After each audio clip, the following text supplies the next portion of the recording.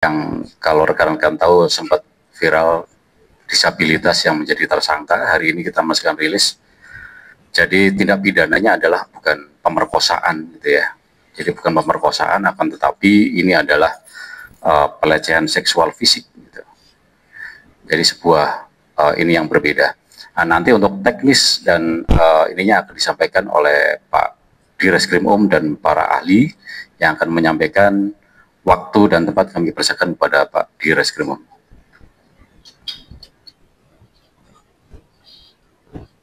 Selamat pagi, salam sejahtera bagi kita semua, Swastiastu. Assalamualaikum warahmatullahi wabarakatuh. Yang saya hormati Pak Kabid Humas, Pak Kabid Propam, Pak Joko yang memang senantiasa selalu mendampingi kita dan selalu berkoordinasi terkait dengan permasalahan-permasalahan terutama terhadap perempuan dan anak dan disabilitas yang ada di Provinsi NTB. Kebetulan beliau Pak lalu sebagai Ketua HEPSI Provinsi NTB, beliau juga aktif dan berperan serta untuk membantu kita dalam proses penanganan ini. Di sini juga ada rekan kita pendamping dari korban. Karena kenapa korban tidak kita hadirkan?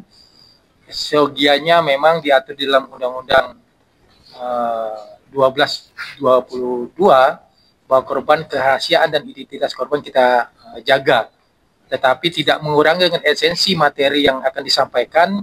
Ini akan nanti pendamping, karena dari awal pendamping ini yang mendampingi, bercerita dan mendengarkan semua apa yang menjadi kejadian yang terjadi dilakukan atau dialami oleh korban. Jadi teman-teman sekalian, apa yang disampaikan dan apa yang sudah beredar selama ini mungkin beberapa hari ke belakang, bahwa viral Polda NTB menetapkan salah seorang disabilitas sebagai tersangka pemerkosaan. Itu yang di framing yang saat ini menjadi viral. Disabilitas ditetapkan sebagai pemerkosaan. Perlu teman-teman media dan masyarakat tahu bahwa perkara ini bukan perkara yang seperti apa yang dianggap atau dibayangkan oleh masyarakat dan teman-teman sekalian. Perkara ini merupakan bukan perkara pemerkosaan yang kita anggap bahwa pemerkosaan itu ada dengan melakukan kekerasan fisik, melakukan dengan anggota lengkap tubuh dengan segala macamnya. Bukan itu. Jadi apa yang dilaporkan ini adalah bagaimana terjadi peristiwa pelecehan seksual yang disampaikan oleh Pak Kabid Humas. Dan undang-undang pasal yang diterapkan adalah pasal 6C, undang-undang spesialis, yaitu Undang-Undang Nomor 12 tahun 2022 tentang TPKS, tindak pidana kekerasan seksual, bukan undang-undang pemerkosaan ataupun KUHP sebagaimana yang diatur dalam 285 ya. Jadi ini yang perlu kami luruskan terkait dengan pemberitaan ataupun viral yang di media, baik media mainstream, media sosial, maupun media-media lainnya, baik itu secara kita di NTB maupun secara nasional. Ini yang perlu kita luruskan. Jadi kami menangani perkara pelecehan seksual secara fisik. Itu yang perlu kita pahami. Yang kedua, kami penyidik Polda NTB menangani ini bukan kami mencari kesalahan orang, siapapun itu. Tetapi kami menangani ini karena adanya laporan pengaduan dari seorang korban perempuan yang datang ke Polda NTB untuk melaporkan peristiwa yang dialaminya.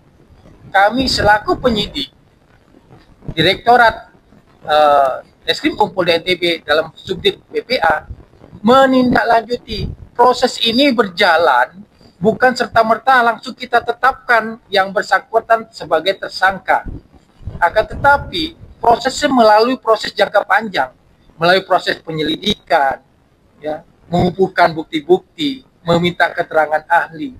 Setelah itu memang penyidik sudah meyakini ada unsur pidana di sana, barulah dinaikkan ke penyidikan. Ini ada tahapannya, di mana laporan ini dilaporkan itu pada tanggal LP-nya 7 Oktober. Kalau kita tetapkan kemarin, seminggu yang lalu sebagai tersangka, ini sudah ada berbagai macam proses yang kita lalui. Dan pendampingan terkait dengan Komisi Disabilitas Daerah, HIPSI juga kita lakukan. Jadi itu yang pertama kami sampaikan. Yang selanjutnya perlu dipahami teman-teman sekalian, bahwa Polda NTB ini perlu disampaikan sudah berupaya untuk memperhatikan bagaimana terhadap disabilitas, baik itu sebagai korban. Kita membuat MOU, ya, MOU dengan pemerintah setempat dan stakeholder. Ini ada MOU-nya, ya, di mana kita Polda NTB itu memperhatikan terhadap disabilitas yang ada, yang berhadapan dengan hukum, antara Polda NTB, Pemprov, dan KDD. Ini sudah ditandatangani. Jadi kita pasti akan memikirkan bagaimana penanganan terhadap disabilitas. Termasuk ini ada sudah dikeluarkan oleh Kapolda terkait dengan penanganan disabilitas berhadapan dengan hukum yang ada di Polda NTB. Ini adalah perpanjangan perbaharuan dengan Kapolda yang baru. Tetapi ini sudah ada sejak 2 tahun yang lalu, ya, 2018. Kapolda 2018. Jadi kami pasti akan memperhatikan terkait hak-hak yang menjadi haknya, baik itu korban maupun itu pelaku. Jadi perkara ini mungkin teman-teman sekalian sudah paham dan semua pemberitaan sudah ada, bahwa bermula dari ada laporan masuk kepada kita lakukan proses penyelidikan, di mana dalam proses penyelidikan itu semua fakta-fakta dan bukti-bukti, kita tetaplah Agus sebagai tersangka. Kronologinya secara singkat saya sampaikan bahwa pertemuan Udayana, ya, si korban sendiri dan si pelaku sendiri bertemu, berkenalan di sana, bercerita, mengungkapkan korban mengungkapkan perasaannya yang dilalui lama-lama, si pelaku mendengarkan, terjadilah pembicaraan di sana sehingga ada perkataan yang membuat si korban ini merasa, oh, kalau saya tidak menuruti apa yang disampaikan oleh pelaku, karena dia sudah menceritakan semua ke pelaku, dan dengan kata-kata kalimat, kalau tidak mengikuti permintaan saya akan bongkar aib kamu. Inilah, ya, rangkaian kata-kata, terjadilah perbuatan pelecehan seksual itu yang terjadi di salah satu homestay yang ada di Mataram. Memang di dalam ceritanya bahwa yang membonceng itu adalah si korban ke homestay, tapi yang mengarahkan menuju homestay Nangs itu, Selatan Mataram, itu adalah si pelaku. Nanti bisa didalami oleh pendamping Anda yang mau dilawan. Setelah itu proses, kita lakukan proses dan kita tetapkan si Agus sebagai tersangka. Dan saat ini si Agus merupakan tahanan kota, ya, tahanan kota, tahanan rumah, ya, salah. Kami ulangi, tahanan rumah. Kenapa kita tidak lakukan penahanan? Pertama, salah satu kondisi yang ada saat ini, ya, kondisi yang pelaku saat ini. Yang kedua, sarana kita yang ada di Polda ini belum memadai terkait dengan pendapatan disabilitas. Yang ketiga, dia kooperatif dalam setiap proses pemeriksaan yang kita lakukan. Jadi kita lakukan tahanan rumah.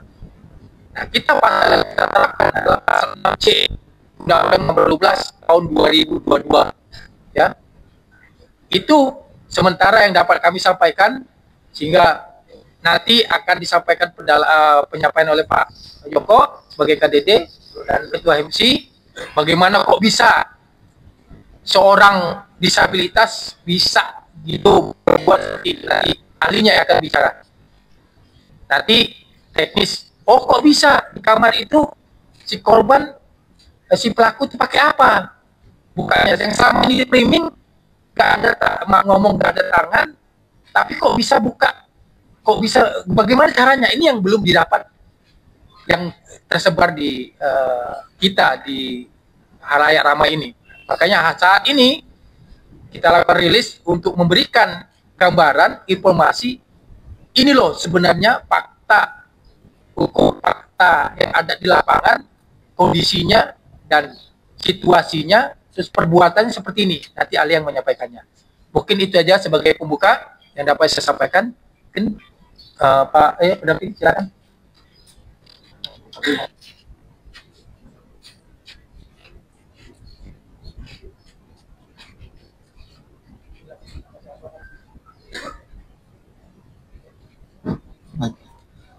Baik, Assalamualaikum warahmatullahi wabarakatuh. Selamat pagi, terima kasih untuk rekan-rekan jurnalis semua dan bapak yang di depan.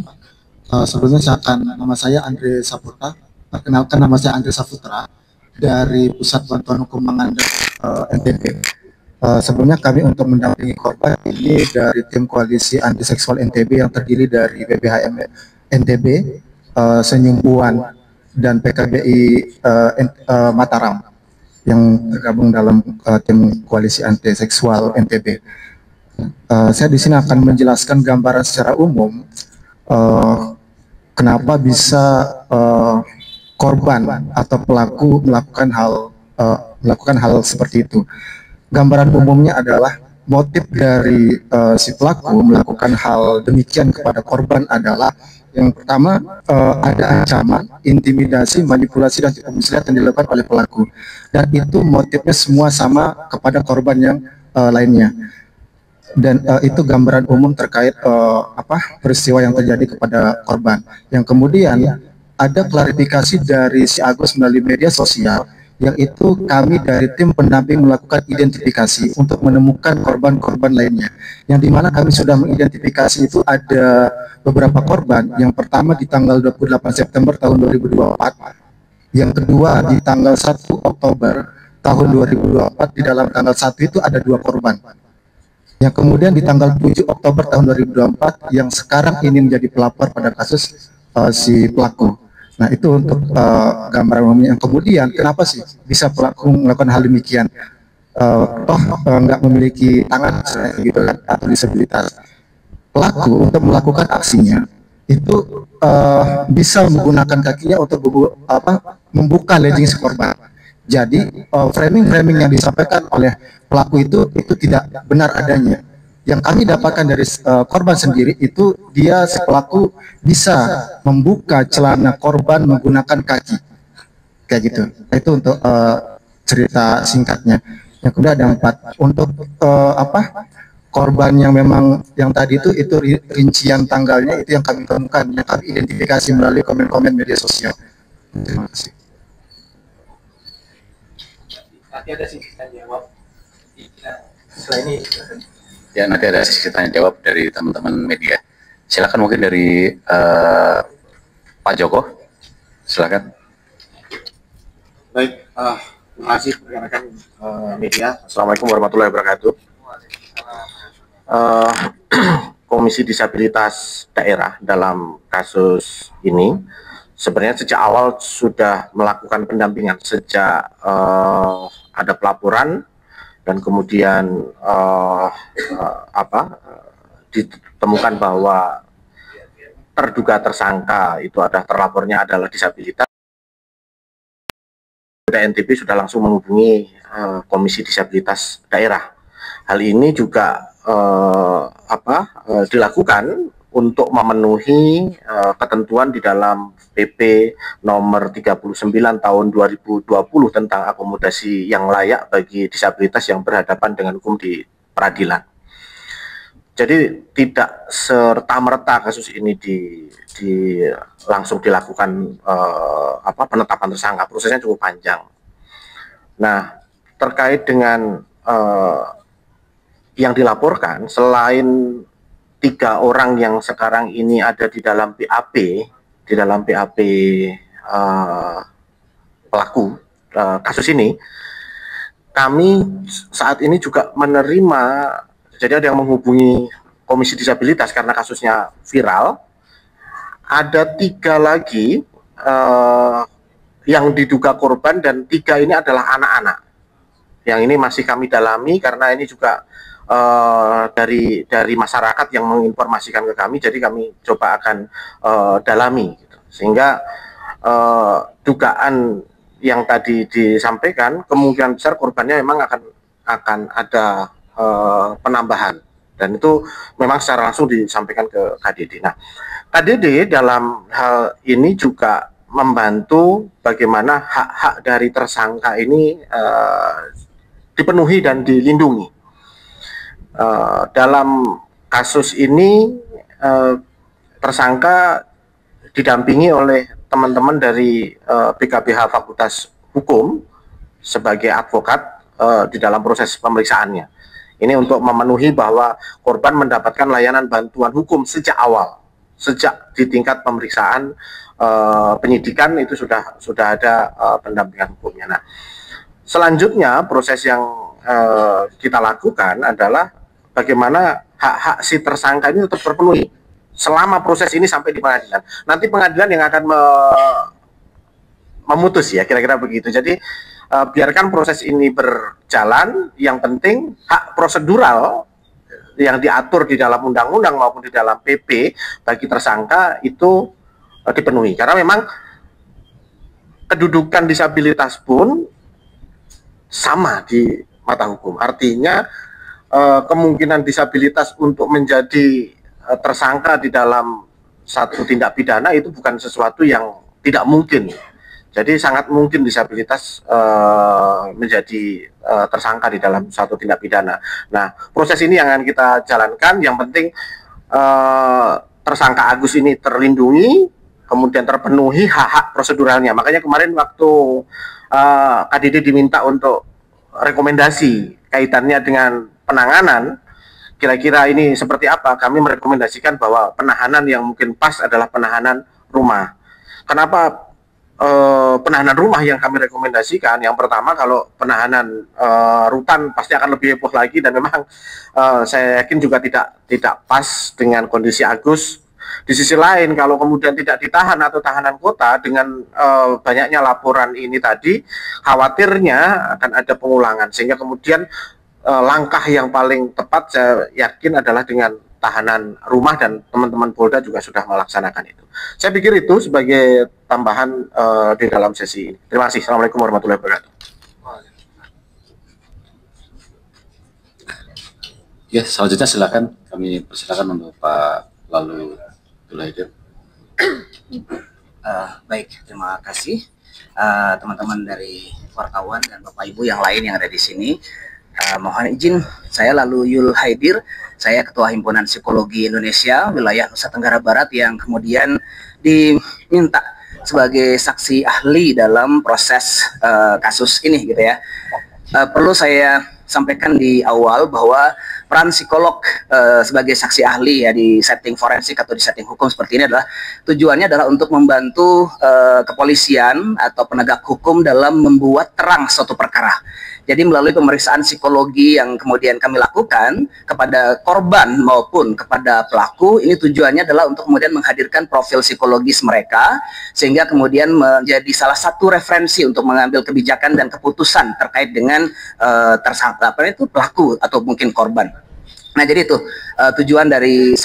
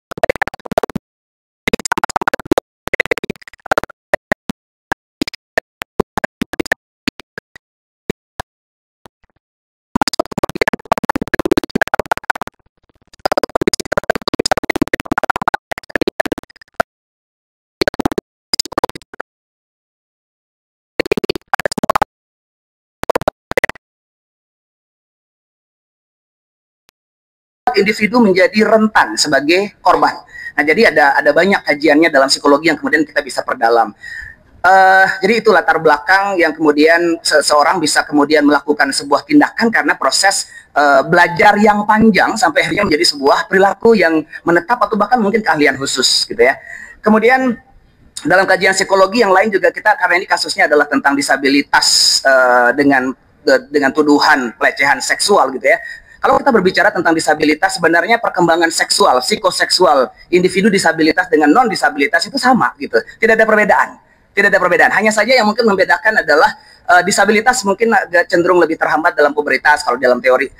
Kemudian akses terhadap sex education yang kemudian menjadi terbatas, sehingga kemudian ini juga menjadi resiko-resiko tertentu untuk kemudian disabilitas, mengingat kemampuan perkembangan psikoseksual itu normal, wajar, sama seperti yang lain kayak gitu.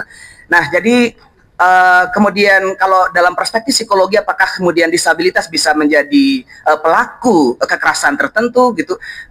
Ya seperti yang Pak Joko tadi sampaikan, itu sangat memungkinkan, dan ini tidak terjadi pada 1, 2, 3 kasus, tapi udah banyak ya, disabilitas mental, disabilitas intelektual, dan beberapa itu bisa kemudian melakukan tindakan-tindakan kekerasan, pelecehan, bahkan kemudian kriminal ya, karena proses latar belakang tadi gitu.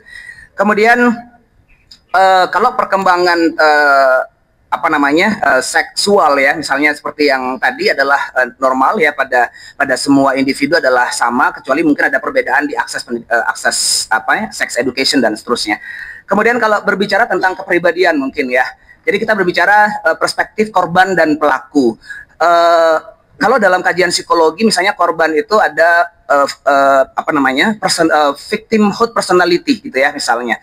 Jadi ada yang khas kondisi psikologis tertentu pada individu seseorang sehingga kemudian dia bisa rawan menjadi korban. Ada karakteristik tertentu baik itu secara kognitif ataupun mungkin secara emosi gitu. Sehingga dia lebih lebih cepat untuk kemudian bergerak atau menjadi seorang korban gitu. Jadi ada karakteristik tertentu.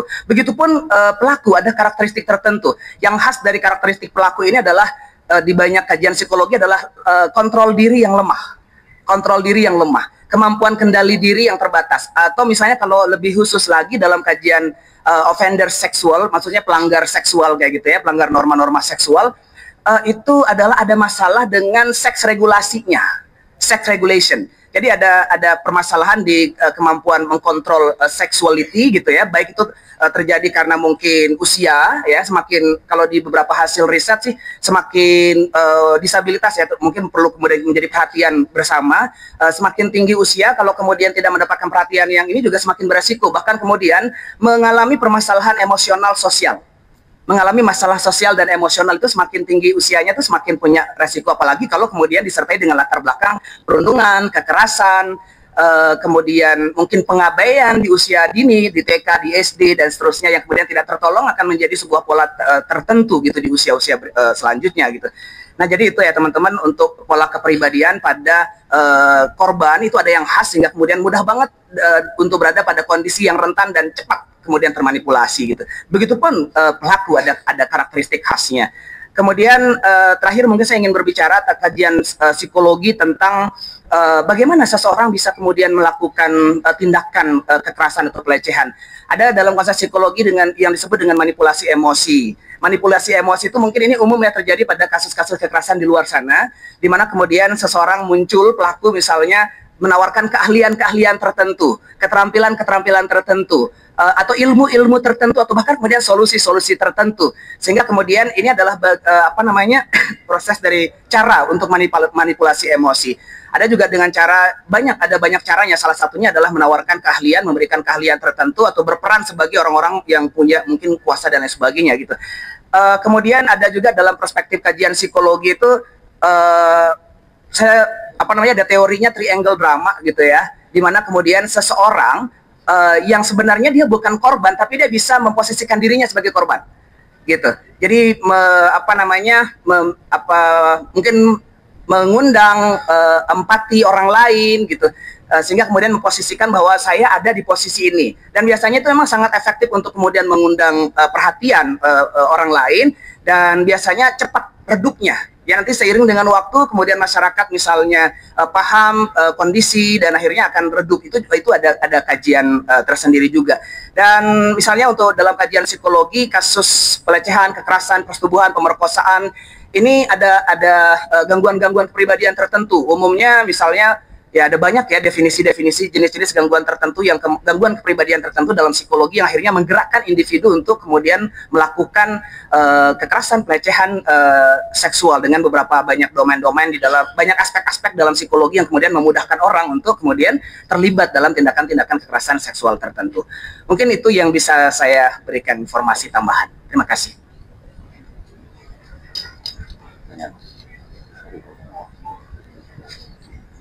Terima kasih. Mungkin kami beri ruang ke teman-teman